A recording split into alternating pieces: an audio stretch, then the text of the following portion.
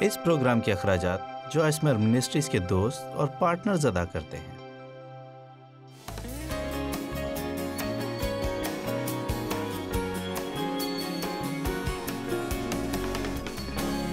عدالت اور نکتہ چینی کی اکثر وجہ کیا ہوتی ہے؟ میں شرط یہ کہتی ہوں آپ میں سے کچھ جواب جانتے ہیں۔ وہ لفظ ہے تکبر۔ کیا آپ کو سمجھ آیا؟ فخر۔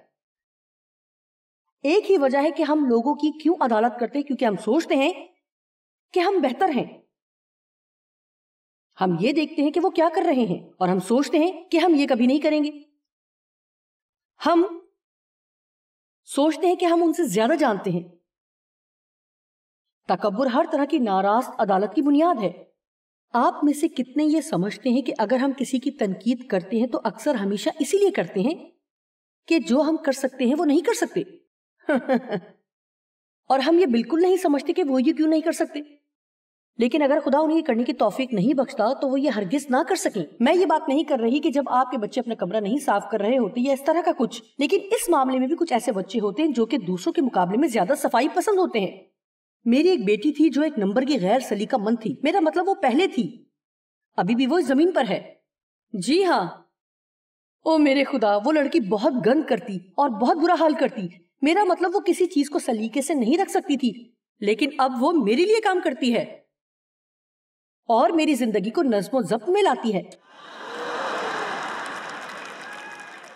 وہ اپنے آپ کو ایک اعزاز دیتی ہے۔ جانتے ہیں کہ وہ کیا ہے؟ مینیجر، اپنی ماں کی مینیجر۔ اور میں نے کبھی بھی اپنے خیالات میں ایسا نہیں سوچا تھا کہ یہ لڑکی کبھی کسی چیز میں سلیقہ دکھا سکتی ہے، مجھے تو چھوڑ ہی دیں۔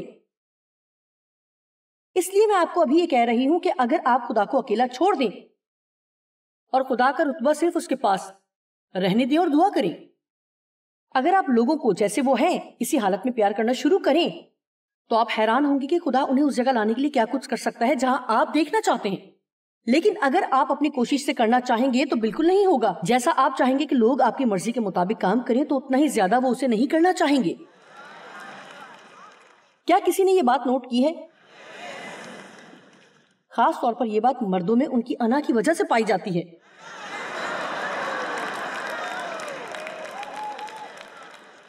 اوہ، میں کچھ نہیں کر سکتی، مجھے یہ ضرور کہنا تھا۔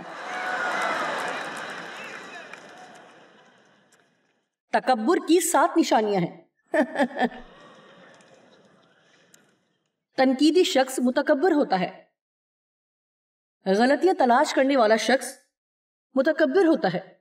سخت مزاج شخص، ایسا شخص جو لوگوں کے ساتھ نرمی نہ کرے اور ہر کام جیسے وہ چاہتا ہے کہ بہت زیادہ قانون اور ضوابط سے کیا جائے ہر کوئی ویسا ہی کرے۔ ہمیں تلخ مزاج نہیں ہونا چاہیے۔ پولس نے تیموتھیوس کو لکھا اور اس نے کہا اگر آپ کسی کی اصلاح کرنا چاہتے ہیں تو یہ نرم مزاجی اور محبت سے کریں۔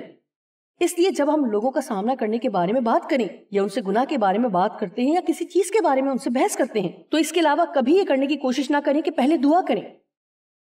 یہ یقین دہانی کریں خدا ہی ایسا چاہتا ہے کہ آپ کریں، یقین کریں کہ یہی صحیح وقت ہے، کیونکہ میں آپ کو بتا سکتی ہوں کہ درست وقت ہی سب کچھ ہے۔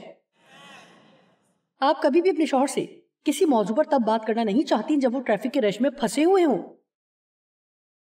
اور 2 گھنٹے سے وہ سڑک پر ہی تھے اور وہ بھوکے اور غصے میں گھر آتے ہیں، اور اس وقت آپ انہیں باتیں سنانے کا ارادہ کریں تو اس کا کچھ فائدہ نہ ہوگا۔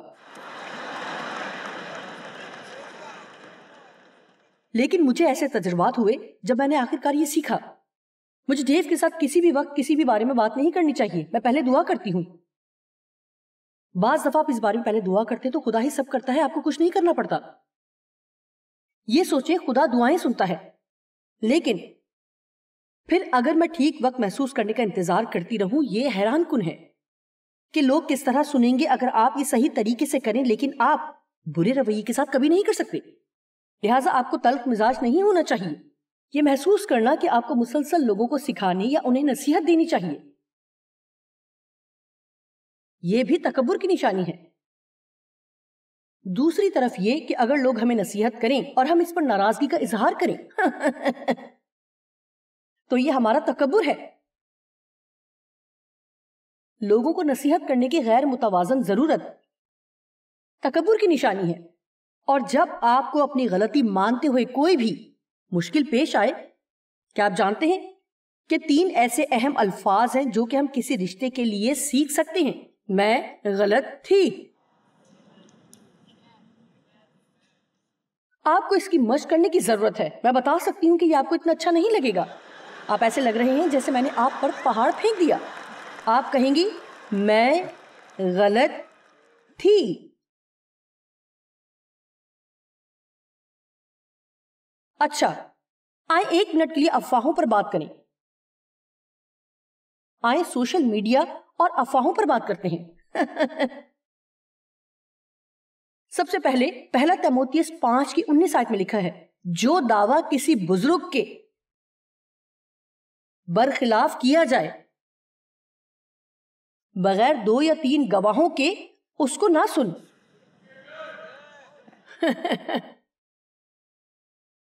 یہ اچھا ہے، پرجوش آمین کہا. وہاں ایک شخص نے کہا ہے، اور یہ قابل یقین گواہیاں ہونی چاہیے.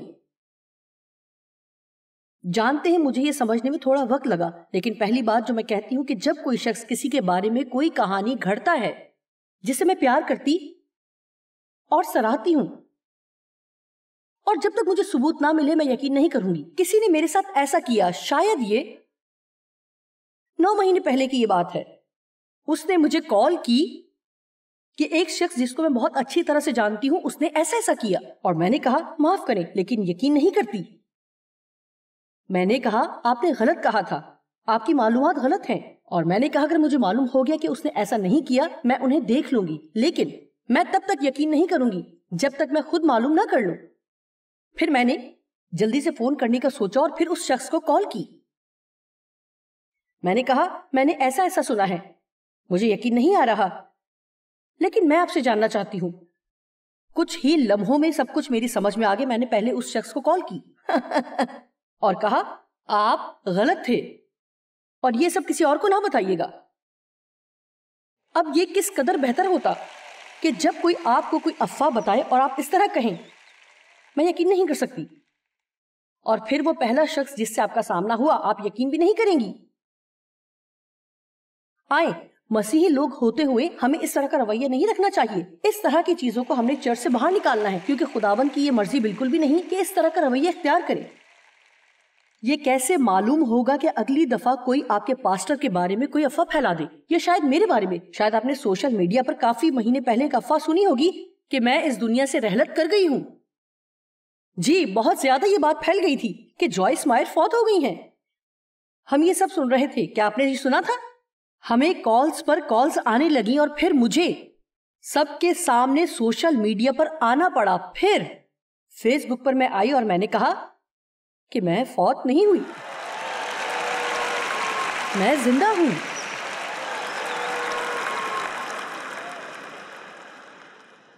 جی آگے سنیے گا.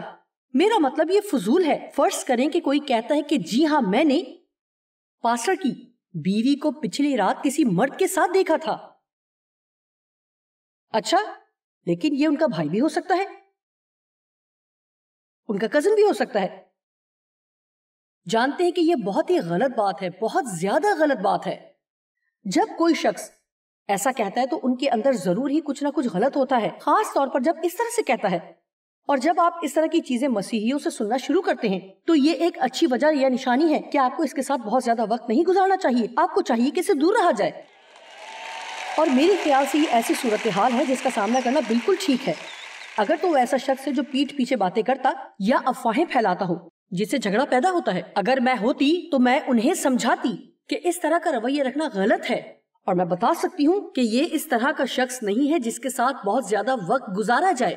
آپ صرف مشکل پیدا کر رہے ہیں، کیونکہ اگر اس سے لطف اٹھائیں گے تو آپ بھی انہی کی طرح مجرم ہوں گے. بہت سے لوگ افواہوں سے رنجیدہ ہوتے ہیں. پیٹھ پیچھے بات کرنے سے بہت سے لوگوں کو دکھ ہوتا ہے، اور بہت کچھ لوگ جو کہتے ہیں میرا مطلب اس سے بہت سی خرابیاں پیدا ہو جاتی ہیں. لیکن یہ اس قدر سنجیدگی اختیار کر جاتا ہے کہ کسی کو کچھ بھی سمجھ نہیں آتی، اور یہ بہت خطرناک ہوتا ہے.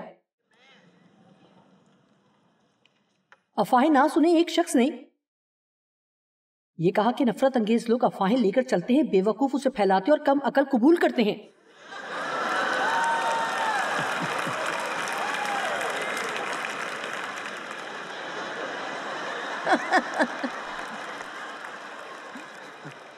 نفرت انگیز لوگ افواہیں لے کر چلتے ہیں، بے وقوف پھیلاتے اور کم عقل اسے قبول کرتے ہیں.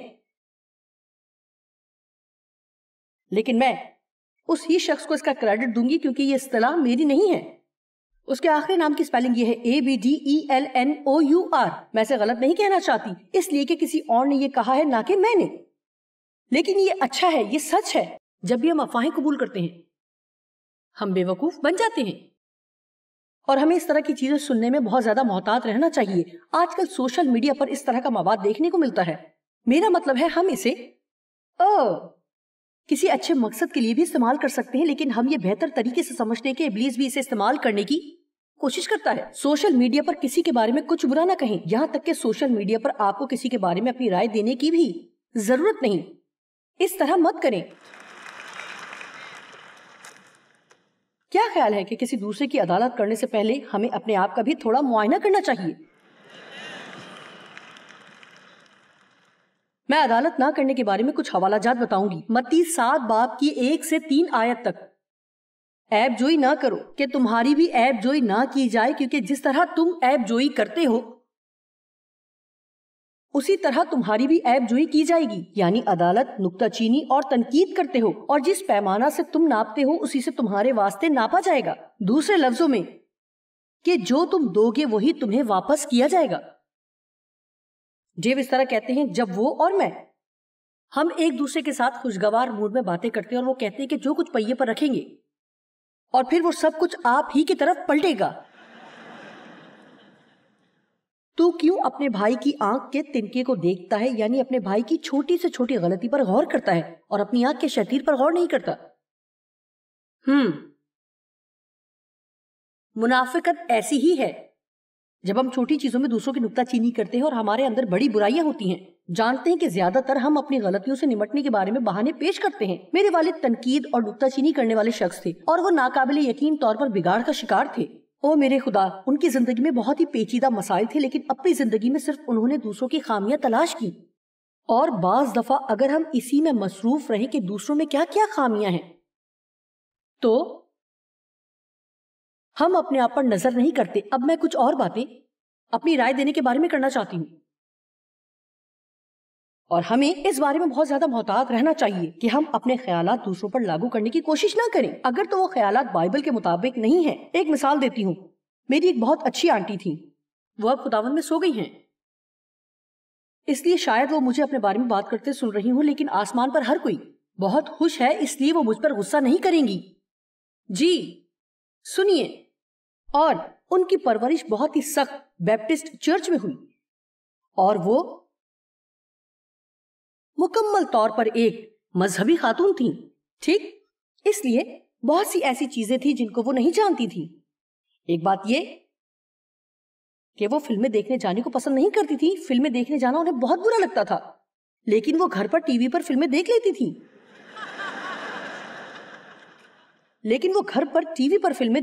تھی. اس طرح بعض اوقات پتہ چلتا ہے کہ کس طرح مردہ مذہب کی بے وقوفی کیا کچھ کر سکتی ہے. لیکن مجھے وہ باتیں یاد ہیں جو وہ مجھے فلمیں دیکھنے جاتے ہوئے کرتی تھیں تاکہ مجھ میں احساس جرم کو پیدا کیا جاتا. سینما میں جا رہی ہوں، تمہیں سینما میں فلمیں دیکھنے نہیں جانا چاہیے. اور وہ خود گھر پر بیٹھ کر ٹی وی پہ فلمیں دیکھتی تھی. اور ان کا یہ بھی کہنا تھا کہ مجھے مختلف رنگوں کی آئی شیڈ نہیں لگانی چاہیے. 1 سال پہلے کی بات ہے کہ لوگ پوری آنکھ پر آئی شیڈ لگاتے تھے اور میں نیلی آئی شیڈ لگاتی تھی. وہ کہتی یہ نیلا گند اپنی آنکھوں پر سے صاف کرو، تم ایک آوارہ لڑکی کی طرح لگ رہی ہو، اسے صاف کرو، جلدی سے اسے اپنے چہرے سے اتارو. میں آپ کو بتاؤں کہ نیلے رنگ کی آئی شیڈ لگانے سے آپ جہنم میں نہیں جائیں گے. آمین. میں اس طرح کی چیزوں پر بات کر رہی ہوں. جانتے ہیں ہم سب اسی طرح کی چیزوں میں الجھے رہتے ہیں.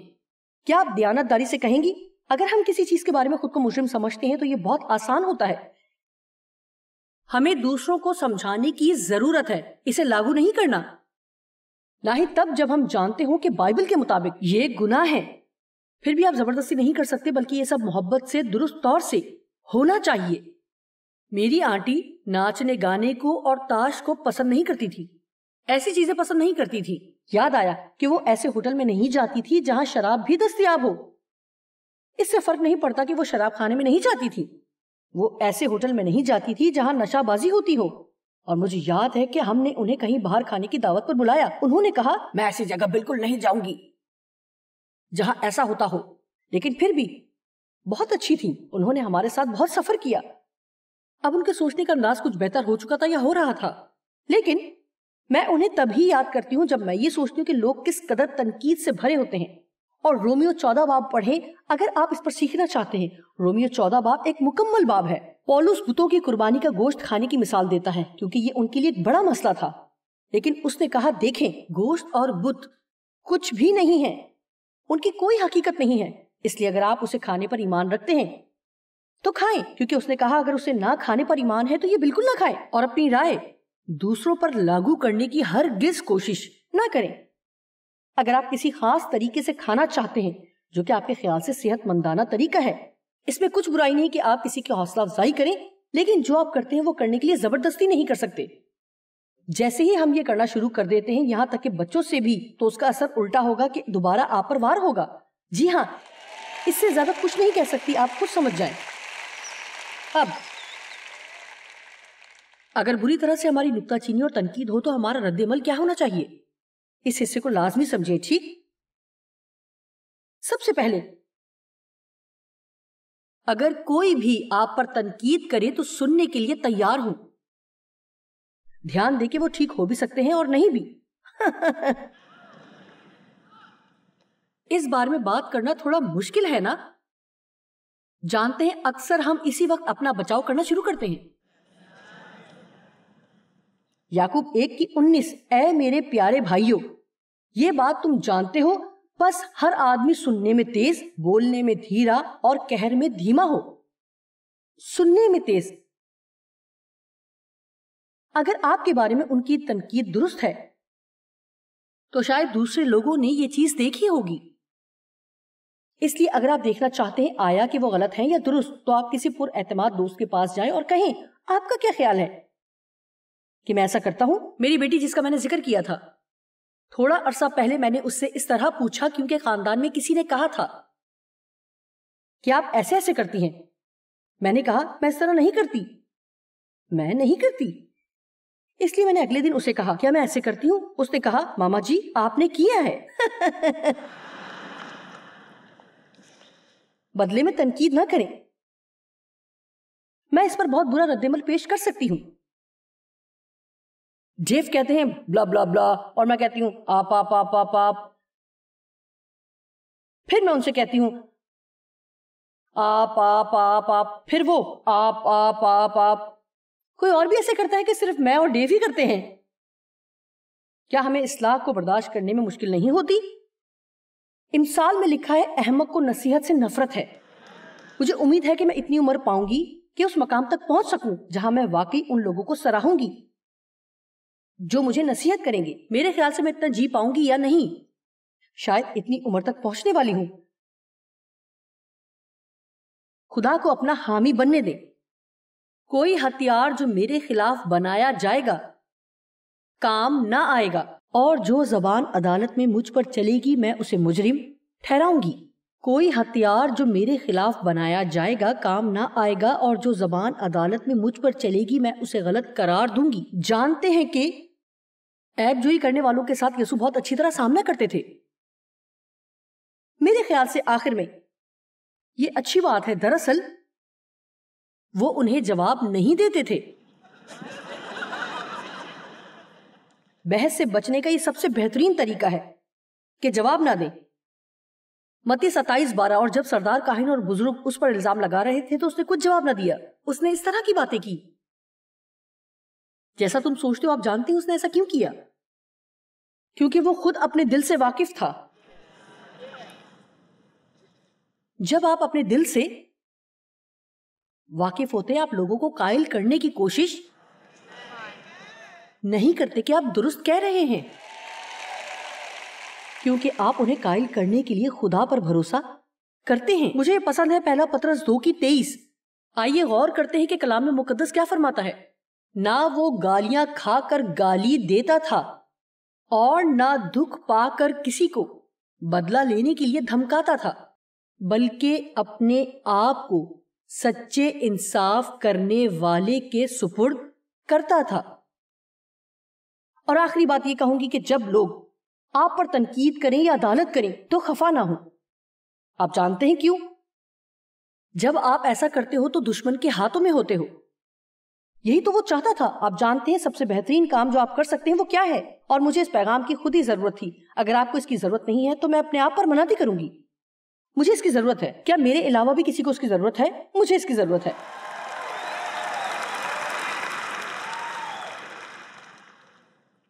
میں اس مقام تک پہنچنا چاہتی ہوں جب میں کبھی غصے میں نہ آؤں اور لوگوں پر پلٹ کر وار نہ کروں۔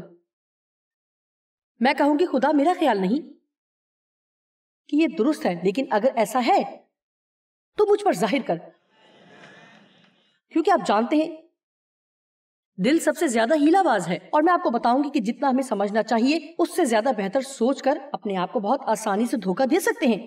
آئیں اب ایک چھوٹی سی دعا کرتے ہیں۔ خدا باپ، ہم یسوع کے نام میں دعا کرتے ہیں کہ تو خود کو سمجھنے میں ہماری مدد کر، اور جتنا ہمیں سمجھنا چاہیے اس سے زیادہ خود کو نہ سمجھیں، اور ہم یہ نہ سمجھیں کہ ہم ہر چیز میں درست ہیں، اور ہم مسلسل لوگوں سے یہ کہیں کہ کیا کرنا چاہیے، اور جس طرح کوئی نصیحت کرتا ہے اسے ویسے ہی لیں، یا جب تجھ پر الزام لگا اور جواب نہ دیا ویسے ہی ہم بھی کریں، اور تو ہی وہ آواز ہے جو میری جگہ جواب دے گا۔ خدا باپ، ہم تیرے کلام کے لیے تیرا شکر کرتے ہیں، اور میں دعا کرتی ہوں کہ یہ ہر شخص کے اندر مضبوطی سے جڑ پکڑے اور ان کی زندگیوں میں ایک تبدیلی کو لے کر آئے، یسوع کے نام میں، آمین۔ یہ وقت ہے کہ آپ دوسروں کی خامیاں تلاش کرنے والے چشموں سے رہائی پائیں اور دوسروں کی عدالت کرنا بند کریں، اور اگر آپ پر تنقید ہوتی ہے تو بدلے میں آپ ایسا کبھی نہ کریں۔ جیسے کہ بائبل کہتی ہے، ہر ایک چیز کے لیے خود کو سچے انصاف کرنے والے کے سپرد کر دیں۔